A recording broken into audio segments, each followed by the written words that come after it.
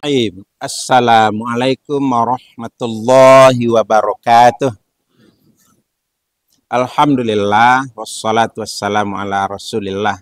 Bapak-bapak, ibu-ibu jamaah subuh rahimakumullah. Pada subuh ini kajian kita tentang fikih. Fikih itu bahasa Indonesianya paham, mengerti. Ya, jadi faqih, orang yang paham, orang yang mengerti. Secara istilah syar'i yang dimaksud dengan fikih itu ialah al-ilmu bil ahkamis syar'iyyatil amaliyah al-muktasabu min adillatihat tafsiliyah. Yang dimaksud dengan fikih itu ialah suatu ilmu tentang hukum-hukum agama, hukum-hukum syar'i. Al-amaliyah yang bersifat praktis. Al-muktasabu yang digali, yang diupayakan, min adillatihat tafsiliyah, dari dalil-dalilnya yang rinci. Nah, dalil bagi fikih itu Al-Quran dan Sunnah. Bapak Ibu rahimakumullah, fikih itu suatu kajian yang sangat luas. Ya, segala hal yang terkait dengan hukum Islam itu ada di dalam kajian fikih. Jadi kajian fikih tidak berbicara tentang akidah, tentang akhlak, tentang sejarah. Dia hanya bicara tentang hukum Islam, tapi hukum Islam itu sangat luas aspeknya. Pada pagi ini kita bahas satu aspek saja, namanya fikih munakahat. Fikih yang berbicara tentang berbagai aspek terkait pernikahan. Pagi ini kita ambil bagian kecil dari hal yang terkait dengan pernikahan itu. 3 hal. 1 namanya zihar, yang kedua namanya ilah, dan yang ketiga namanya li'an. 3 ini saja yang kita bahas insyaallah. Di luar ini tidak pada subuh ini kita bahas. Yang pertama zihar dulu. Apa itu zihar? Zihar itu ialah ucapan suami yang mempersamakan bagian badan istrinya dengan badan ibu kandung yang melahirkan si suami itu. Jadi apapun bagian badan dari istri, kalau dipersamakan oleh suami dengan bagian badan ibu kandung si suami, maka dalam agama itu disebut dengan zihar. Zihar ini tidak memerlukan pembenaran. Jadi tidak usah tunggu dulu istri mengiyakan. Baik diresponi oleh istri dengan mengiyakan atau menidakkan, maupun tidak diresponi sama sekali. Diam saja si istri.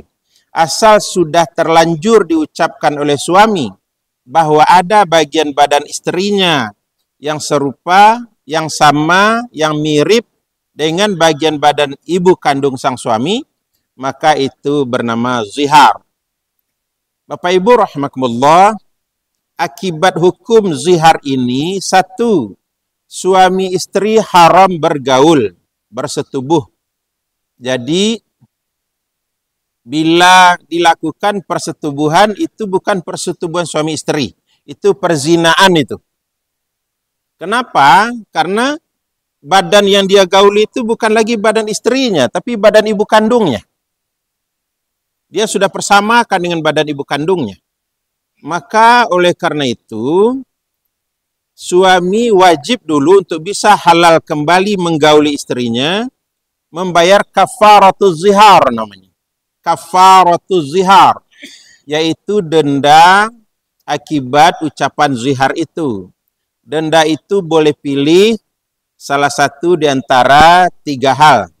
1, tahriru raqabah mukminah, memerdekakan seorang budak mukmin. Nah, itu tidak ada lagi zaman sekarang, budak habis sudah.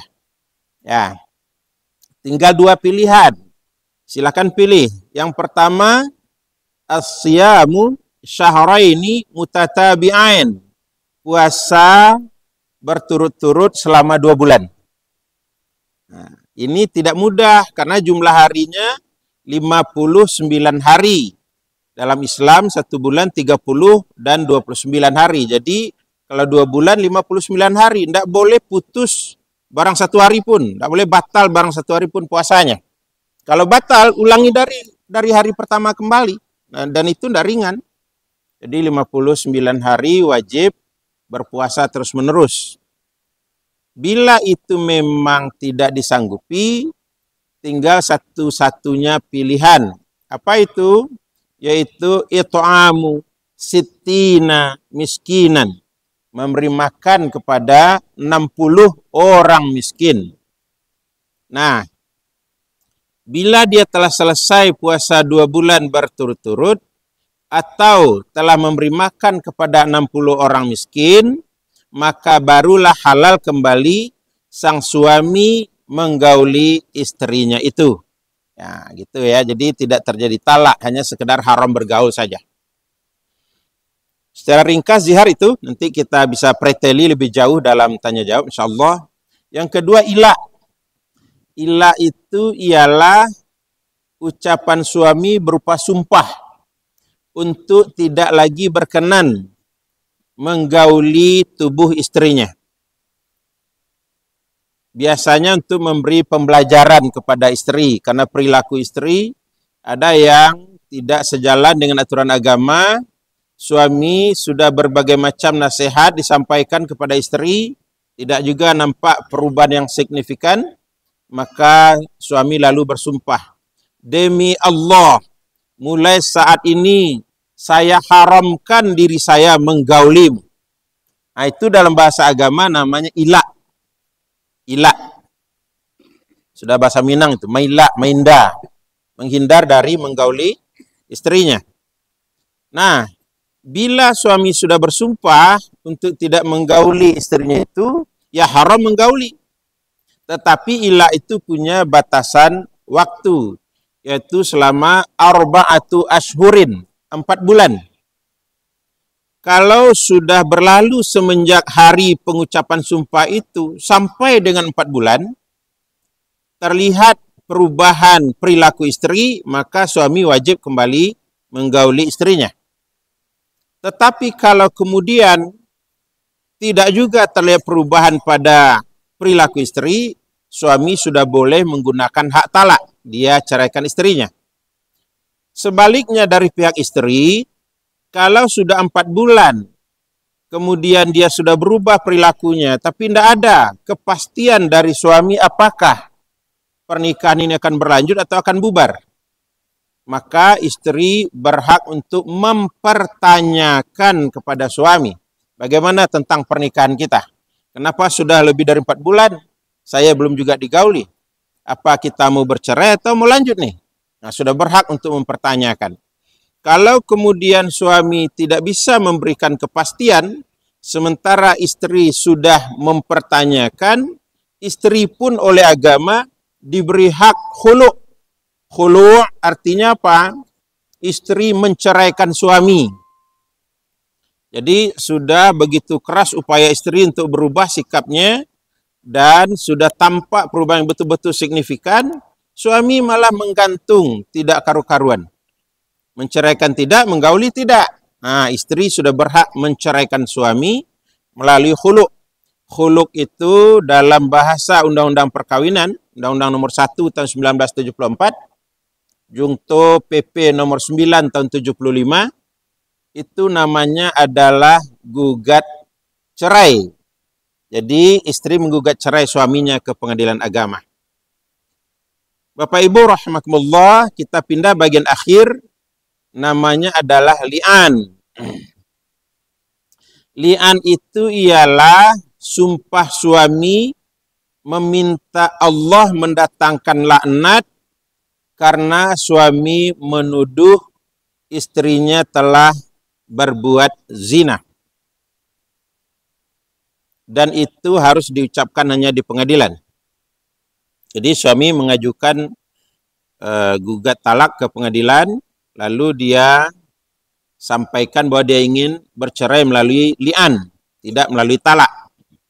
Bapak Ibu rahimakumullah, li'an itu harus betul-betul disadari oleh suami bahwa dampaknya tidak enteng, tidak ringan, tidak sederhana. Tetapi dikutuk Allah hidupnya dunia akhirat. Dikutuk oleh Allah, dilaknati oleh Allah hidupnya dunia akhirat. Kalau dia berbohong dalam tuduhannya bahwa istrinya telah berbuat zina itu. Oleh sebab itulah maka sebelum suami meli'an istrinya dalam sidang pengadilan agama, itu suami dinasehati dulu oleh hakim agar menceraikan istri melalui talak sajalah, tidak usah melalui li'an. Sebab li'an itu dampaknya luas, panjang, lama. Apa dampak li'an kalau diucapkan? Jadi pertama li'an itu dulu. Li'an itu adalah sumpah suami sebanyak 5 kali. Jadi dia bersumpah di hadapan hakim, demi Allah saya bersumpah bahwa saya telah melihat sendiri istri saya berbuat zina dengan seorang laki pada hari itu, tanggal sekian di tempat itu. Dia ulangi 4 kali.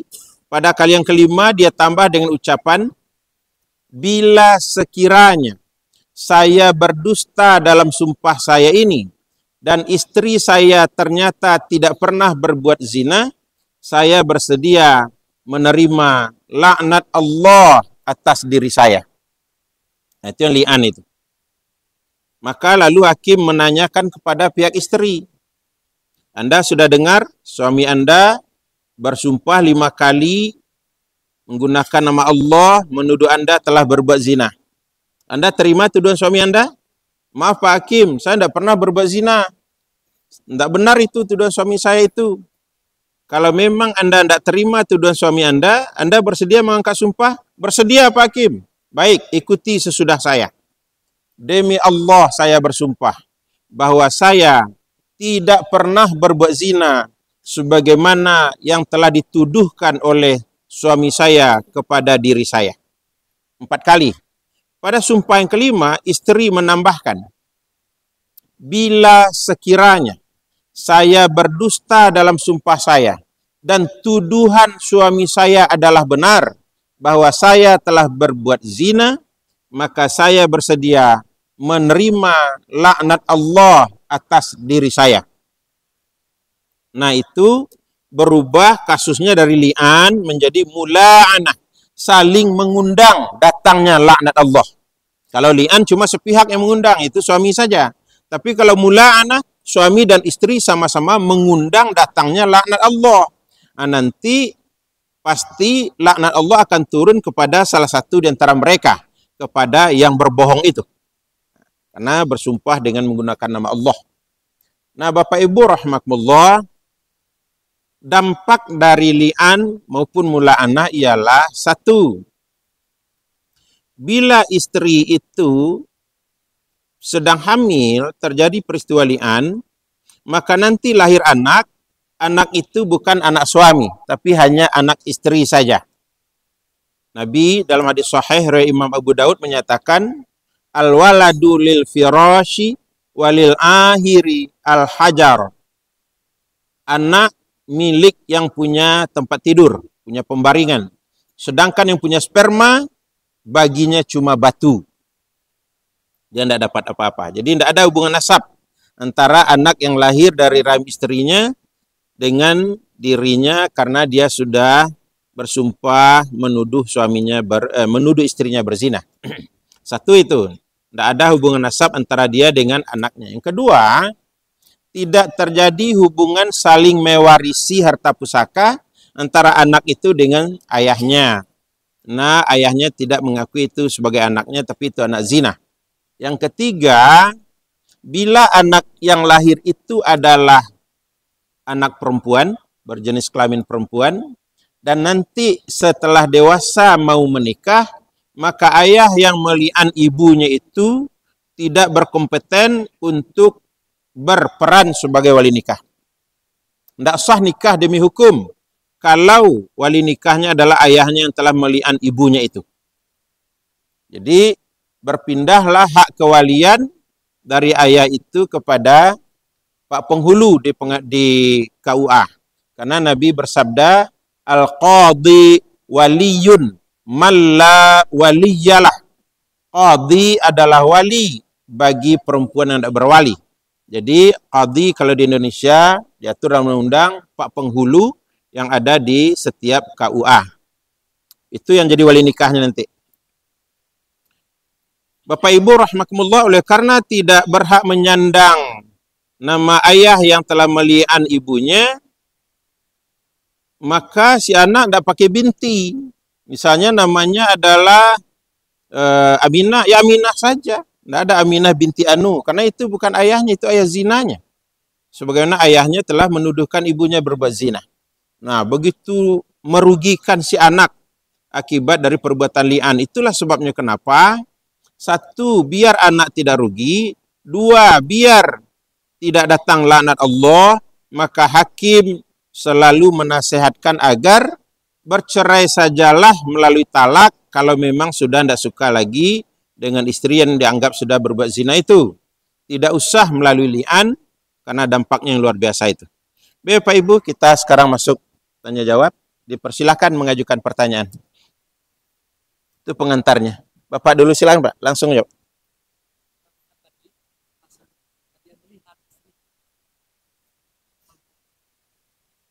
Baik.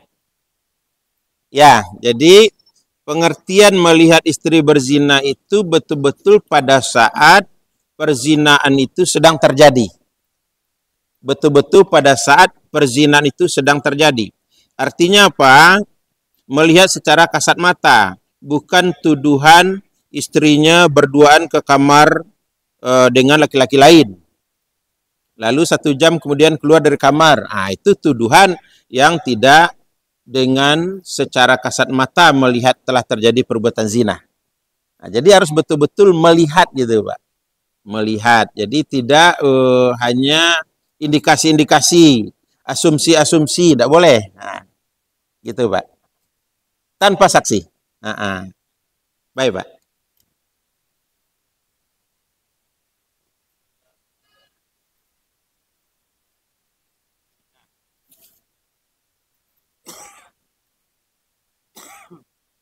Baik Pak.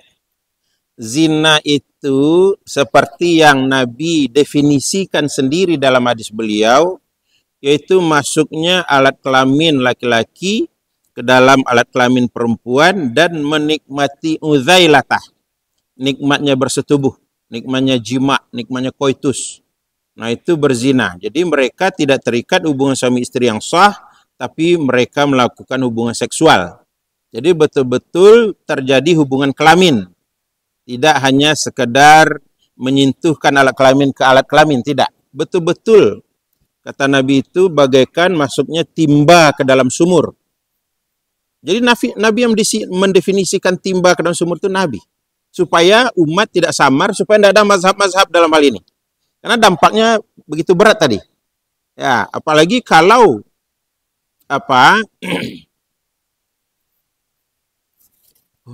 sanksi hukum pidana bagi pezina itu luar biasa Pak. Ya. 1, kalau belum pernah menikah itu surat An-Nur ayat 2.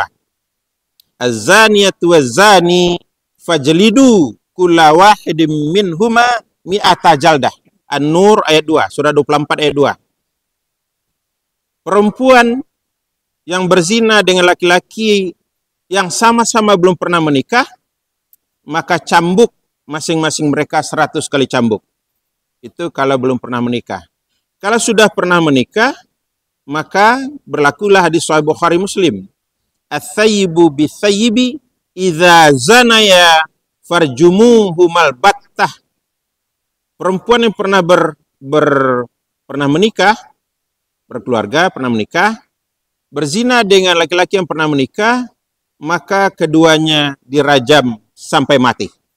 Nah itu aturan dalam agama kita. Jadi karena begitu berat sanksi hukum pidananya, itu haruslah hati-hati betul. Itu sebabnya kalau mau menegakkan hukum pidana itu harus ada saksi 4 orang. Nah ini suami tadi bersumpah 5 kali karena tidak ada saksi. Nah gitu, ganti dari saksi itu dia bersumpah 5 kali. 1 untuk dirinya sendiri, 1 ganti dari 4 orang saksi itu. Makanya 5 kali sumpahnya. Nah, jadi itu Pak definisinya.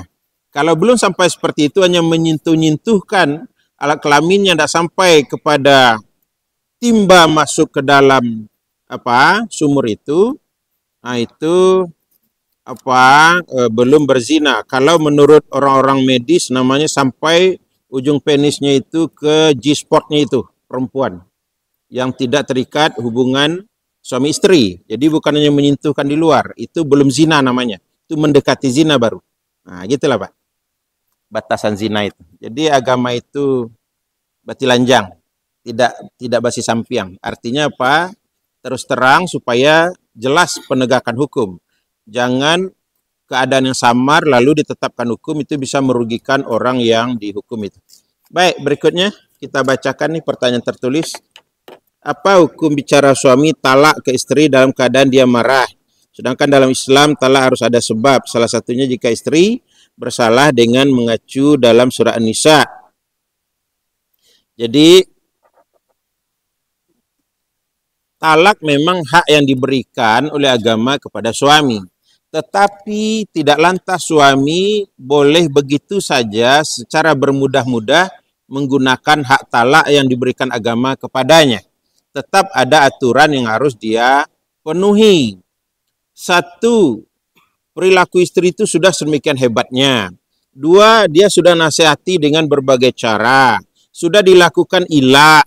Sudah didatangkan pihak ketiga untuk menasihati istrinya. Sudah pisah tidur dan sebagainya. Tidak juga ada perubahan. Baru dia boleh mengajukan talak. Nah, sebabnya pun harus jelas mentalak istri itu. Apa perilaku istri yang tidak dia suka itu? Harus jelas dulu, tidak hanya karena kurang bisa membereskan rumah, kurang bersih, sebagai itu tidak boleh mentalak istri. Apalagi kalau sering-sering diucapkan. Ya, jadi talak itu bukan sesuatu yang main-main, sesuatu yang bermudah-mudah boleh diucapkan. Memberi pembelajaran kepada istri tidak harus dengan mengatakan ucapan talak, tidak. Harus dengan nasihat yang baik. Kan Nabi menyatakan tentang istri itu apa? Min dhila. Istri itu dari tulang rusuk yang bengkok. Kamu kerasi, dia patah. Kamu biarkan, dia tetap bengkok. Nah, jadi artinya apa? Dinasihati dengan lembut, dengan tabah, dengan sabar, terus menerus, terukur, dan seterusnya. Jadi tidak boleh dengan marah-marah. Karena marah itu datangnya dari setan. Al-ghadabu minas syaitan, wasyaitanu minan nar. Marah itu datangnya dari setan. Setan itu terbuat dari api. Jadi oleh karenanya disulut api lah orang yang marah-marah. Ya, jadi tidak jatuh talak, tidak. Talak baru jatuh di depan sidang pengadilan agama.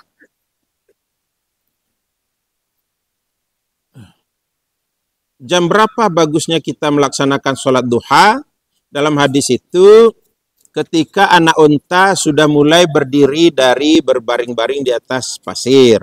Jadi sudah mulai terasa pasir itu agak panas bagi kulit anak unta itu. Jadi kurang lebih sekitar jam 9. Ya, sudah panas itu pasir. Gurun pasir itu kena matahari. Jadi bukan yang terbaik itu habis sebentar lagi kita habis wirid ini, tausiah ini, lalu sholat duha itu boleh, sudah masuk waktunya. Tapi bukan waktu terbaik. Nah, ini pertanyaannya waktu terbaik. Waktu terbaik yaitu ketika anak unta berdiri karena tidak tahan lagi kulitnya, merasakan panas pada pasir yang sudah mulai kena cahaya matahari. Kurang lebih sekitar jam 9-an. Kalau pisah sama suami boleh teguran. Kalau datang ke rumah kita, kita sudah pisah. Pisah itu dalam arti kalau sudah bercerai dalam arti sesungguhnya, sudah ada surat kuning dari pengadilan agama, maka dia jadi ajnabi, laki-laki asing. Tidak boleh lagi kita anggap itu suami. Ya, jadi harus seperti laki-laki lain. Nah, kalau dia datang ke rumah harus ada di rumah itu orang lain. Kalau tidak ada orang lain ya cukup di halaman saja. Ya, supaya tidak timbul fitnah, supaya tidak digoda setan dan seterusnya itu. Apa hukum mana lagi? Oh, sudah selesai yang ini. Apa hukumnya suami istri bertengkar saling mengatakan atau melontarkan kata kasar, tapi setelah beberapa saat rukun kembali, akur kembali. Terima kasih. Nah, jadi menikah itu untuk mencari kebahagiaan, bukan untuk berucap kasar-kasaran. Ya, jadi makanya perlu terus-menerus kita mempelajari bagaimana mewujudkan keluarga sakinah mawaddah warahmah itu. Nabi katakan, baiti jannati, rumahku adalah surgaku. Jadi bagaimana kita suami istri itu sama-sama berusaha keras setiap hari mewujudkan rumah itu bagaikan surga, bukanlah main kasar-kasaran, saling mencerca, mencaci maki, apalagi keluar kata-kata yang tidak layak ucap, tidak layak dengar kepada istri sendiri. Kan kata Nabi apa? Khairukum li zauji. Sebaik-baik kamu adalah yang paling baik kepada istrinya. Jadi bukan paling baik kepada teman di luar, teman sekantor itu, teman di mana, enggak, kepada suaminya terbaik si istri. Suami juga kepada istrinya terbaik perilakunya. Ya, jadi tidak boleh berucap kasar-kasar kepada pasangan. Kalau ada yang tidak suka yang dia lakukan atau sikap yang dia perlihatkan, udah diam saja, menghindar saja. Jangan lalu saling berucap kasar. Itu bukan suami istri itu. Suami istri tidak boleh. Bagaimana status pernikahan seseorang yang sedang hamil karena zina? Kenyataannya dinikahkan sebelum anak lahir. Kalau ini masalahnya dualisme di bidang hukum di Indonesia. Di Indonesia ini berlaku hukum positif. Hukum positif kita tentang pernikahan itu diatur oleh Undang-Undang Nomor 1 Tahun 1974 untuk Peraturan Pemerintah Nomor 9 Tahun 1975 dan beberapa peraturan lain sesudahnya. Bagi pegawai negeri ada PP 10 tahun 83. PP 45 tahun 90. Terakhir itu adalah PP nomor 5 tahun 2021. 2 tahun yang lalu bagi PNS, ASN. Nah, di situ diatur nikah ketika hamil dapat dilakukan sepanjang dengan yang menghamili. Ya, dapat itu tidak wajib, tapi dapat dilakukan artinya boleh penghulu di KUA menikahkannya kalau dia sedang hamil karena berzina itu. Itu menurut hukum positif kita di Indonesia. Tetapi menurut aturan Allah dalam Al-Quran itu belum boleh dinikahkan. Karena dalam surat At-Talaq ayat yang keempat Allah Subhanahu wa taala berfirman, wa ulatul ahmali ajaluhunna an yada'na hamlahunna. Setiap perempuan yang sedang hamil masa tunggu untuk boleh menikah sampai melahirkan kandungannya. Jadi selama belum lahir kandungan, selama itu belum boleh menikah. Bapak Ibu, sekiranya boleh menikah ketika hamil, itu sama saja agama menyuruh setiap gadis hamil dulu. Kalian hamil dulu, nanti kalau hamil silahkan nikah ketika hamil, tidak ada masalah. Itu bukan ajaran yang baik itu. Tapi itu yang ada dalam undang-undang kita. Yang tidak baik itu yang ada dalam undang-undang. Dan undang-undang tahun 1974 ini sudah beberapa kali ulama MUI pusat mengajukan untuk direvisi, tapi sampai hari ini belum direvisi. Karena itu tidak menyangkut undang-undang politik. Yang cepat jadi apa itu kalau menyangkut undang-undang politik. Nah, itu cepat direvisi. Tapi kalau sudah menyangkut, itu tidak penting itu. Kira-kira begitu saja bagi sebagian politisi di Gedung Senayan itu. Jadi Bapak Ibu rahimakumullah, dalam undang-undang pernikahan dapat dinikahkan, undang-undang perkawinan, tetapi dalam firman Allah itu harus tunggu sampai dengan melahirkan kandungan. Karena kita bukan hanya diikat oleh aturan negara, tapi juga oleh aturan agama, maka tentu aturan agama pun harus kita tegakkan dalam diri kita, yaitu tunggu sampai dengan melahirkan kandungan. Baik, sudah selesai semuanya nampaknya nih. Tidak ada lagi pertanyaan tertulis. Habis. Kita akhiri. Baiklah Bapak Ibu, karena sudah tidak ada lagi, kita akhiri sampai di sini pertemuan kita. InsyaAllah pada kesempatan lain, bila diizinkan Allah, dapat kita lanjutkan insyaAllah. Terima kasih, banyak maaf. Billahi taufiq wal hidayah. Wassalamualaikum warahmatullahi wabarakatuh.